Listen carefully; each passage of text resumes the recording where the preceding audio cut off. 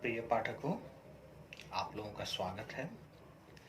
आज मैं आप लोगों के समक्ष छायावादी कवित्री महादेवी वर्मा द्वारा रचित कविता मैं नीर भरी दुख की बदरी लेकर प्रस्तुत हुआ हूँ। तो आइए कविता की ओर अग्रसर होने से पहले कवित्री एवं कविता से जुड़े कुछ तथ्यों को जान लेते हैं। महादेवी वर्मा जी छायावादी कवित्री थी। उनकी साहित्य यात्रा भी उनके जीवन की तरह ही वेदनात्मक रही है। इस कविता में भी उस समय की भारतीय नारी की वेदना व पीड़ा को एक बदली अर्थात बादल का उदाहरण देकर प्रकट किया गया है। प्रस्तुत गीत रहस्यवादी काव्यधारा के संबद्ध भावुकता तथा तन्मयता का प्रतिपादक है। इस काव्य में कवित्री ससीम होकर भी असीम से अपना भावात्मक संबंध स्थापित कर लेती है। उसके जीवन का क्षण प्रतिक्षण उस व्यापक चेतना को अपने प्राणों में भरकर विश्व जीवन में एकात्मकता अनुभव करता है। साधारणतः प्रकृति तत्वों पर चेतना का आरोप अपनी नश्वरता का विश्वास है, किंतु असीम अव्यक्त की सत्ता में आस्था तथा उसे पाने के लिए करुणा, तन्मयता तथा समर्पण रहस्यवादी काव्यधारा की बहुचर्चित किंतु मुख्य विशेषताएं हैं। विश्व के जड़ चेतन से अपनी भावात्मक प्रवृत्तियों को संबद्ध करके इस वर्ग के कवियों ने जीव भाव चित्रों की सृष्टि की है, वे सभी अत्यंत रोचक, सरस तथा स्वाभाविक हैं। इस गीत में कवित्री ने नाशवान जीवन को जल से भरपूर बदली के साम्य में उपस्थित करते हुए अपने प्रकृति प्रेम, दार्शनिक गांभीर्य तथा वैभव को व्यक्त किया है।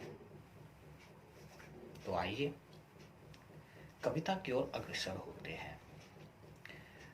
मैंने प्रस्तुत कविता को कुछ टुकड़ों में विभक्त किया है ताकि मुझे व्याख्यान करने में आसानी हो और साथ ही पाठकों को समझने में आसानी हो सके।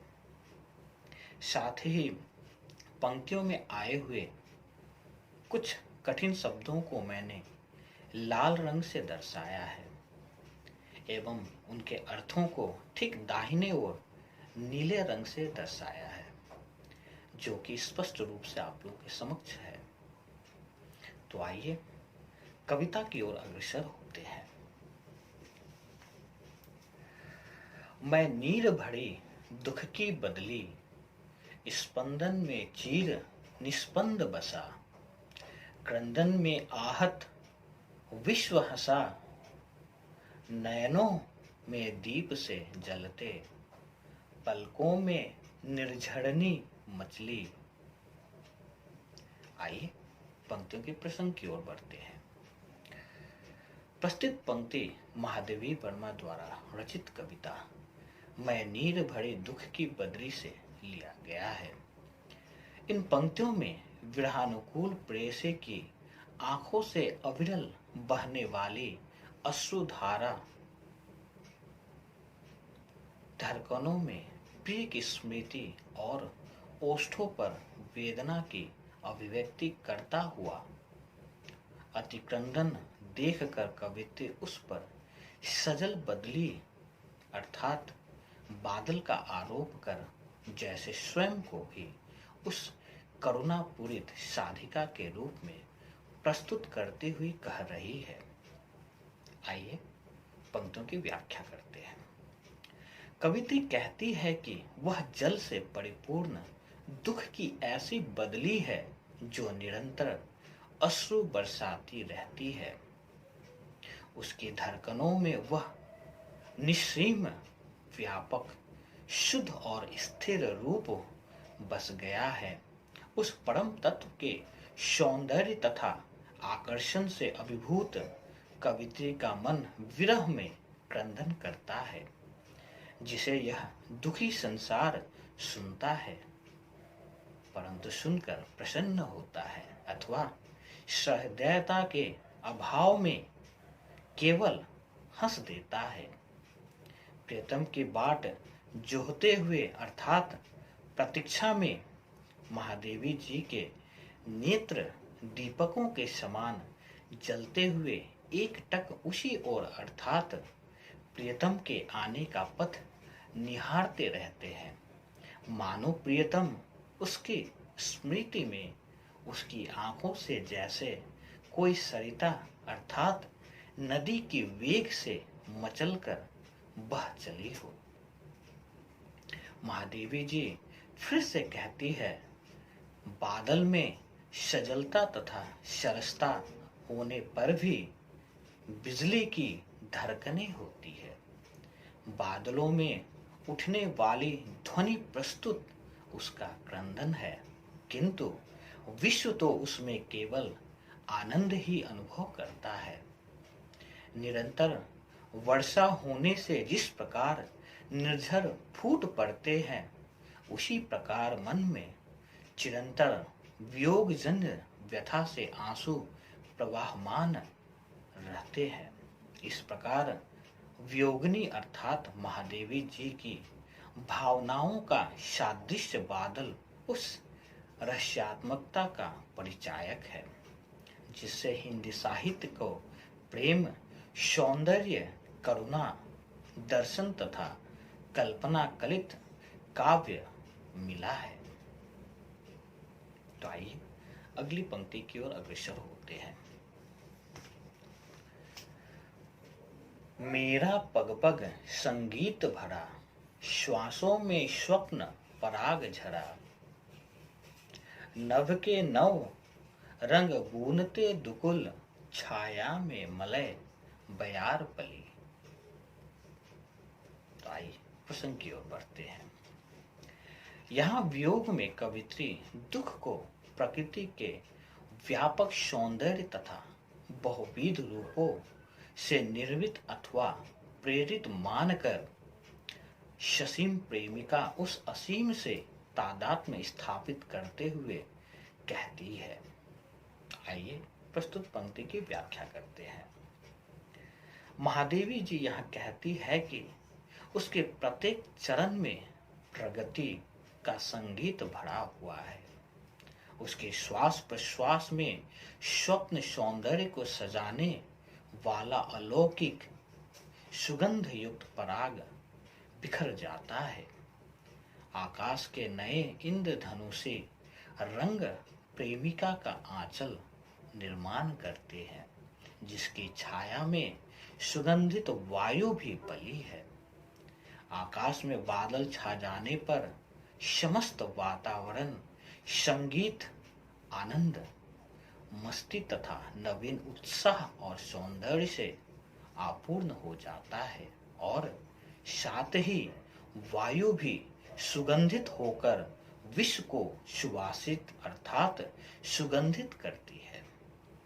ऐसे समय में सूक्ष्म ब्रह्मा की उपासिका महादेवी जी ने स्वयं को इतना सीमित किंतु आदर्श तथा कर्तव्य की दृष्टि से व्यापक बना लिया है कि उन्हें अपने व्यक्तित्व की प्रतिछाया की समस्त प्रकृति पर आच्छादित दिखाई पड़ती है। इसमें कवित्री की रहस्यात्मकता, सरसता तथा सौंदर्य विधायनी शक्ति का पूर्ण उन्मेष दिखाई पड़ता है। तो आइए अगली पंक्ति की ओर अग्रसर होते हैं।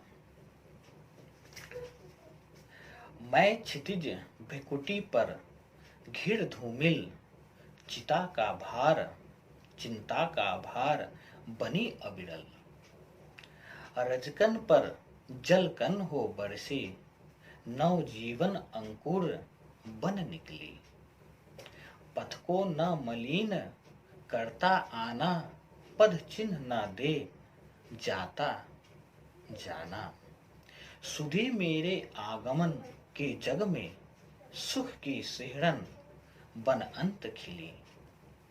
आइए पंक्तियों की प्रसंग की ओर बढ़ते हैं।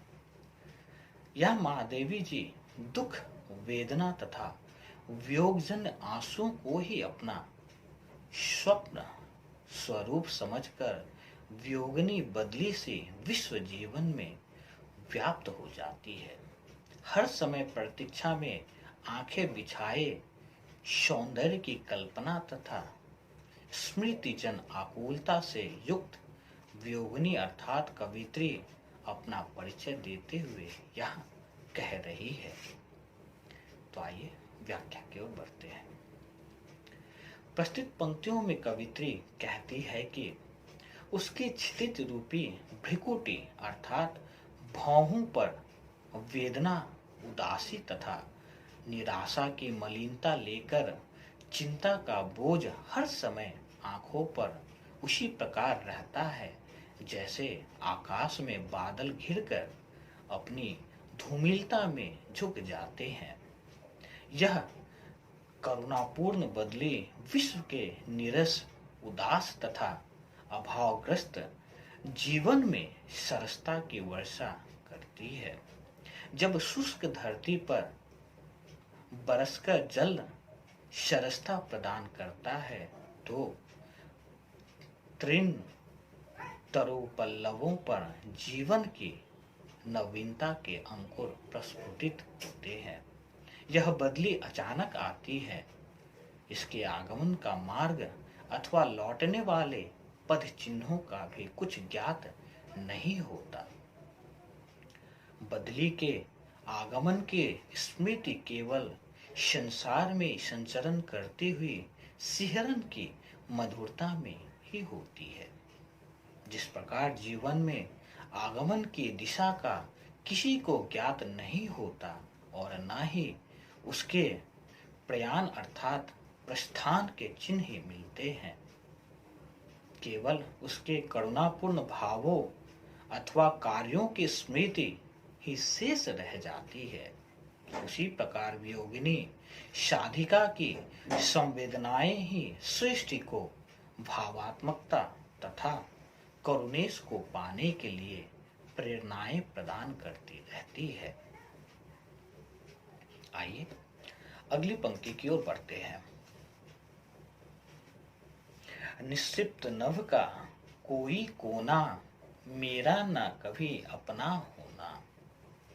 परिचय इतना, इतिहास यही, उमड़ी कल थी मिट आज चली। मैं नीर भरी दुख की बदली। आइए प्रसंग की ओर बढ़ते हैं। यहाँ एकाकी, अभावग्रस्त तथा चिरंतन विरह साधना में तल्लीन रहते हुए जिस एकाकी भाव की अनुभूति होती है उसे अभिव्यक्त करते हुए कवित्री यहाँ कह रही है। तो आइए प्रस्तुत पंक्ति की ओर व्याख्या की ओर बढ़ते हैं। महादेवी जी यह कहती है कि इस विशाल, विस्तृत तथा विराट संसार की समस्त वैभव, विलास, सुख तथा आनंद प्रदान करने वाली सामग्रियों में उसका अपना कुछ भी नहीं है। उनका मानना है कि इस संसार में किसी भी पदार्थ के साथ अपनत्व का संबंध स्थापित नहीं हो सकता। बदली अर्थात बादल का क्या अस्तित्व, उसका परिचय अथवा इतिहास तो केवल इतना ही है कि वह कल उमड़ी थी और आज समाप्त हो गई। जीवात्मा संसार में आती है, कुछ दिन व्यतीत करके चली जाती है, उसका कुछ भी तो अस्तित्व शेष नहीं रहता।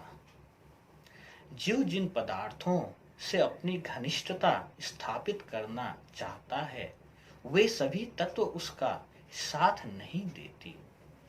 जीव स्वयं ही विविध अनुभूतियों का उपभोग करते करते अंत में यहाँ से चला जाता है। शेष रह जाता है तो सिर्फ उसके कार्यकलाप का प्रभाव जो समयांतर तक पर स्मृतियों को भी निःशेष कर देता है। तो अंततः मैं यही कह सकता हूं कि महादेवी जी ने बहुत ही सुंदरता के साथ अपने जीवन वृतांत को रहस्यमय रूप में पाठकों के बीच प्रस्तुत किया है। तो मैं आशा करता हूं कि आज का व्याख्यान आप लोगों को जरूर पसंद आया होगा। तो कृपया मेरे इस चैनल को आप लोग लाइक एवं सब्सक्राइब करें, ताकि फिर से आप लोगों के समक्ष नए विषय के साथ प्रस्तुत हो सकूं। धन्यवाद।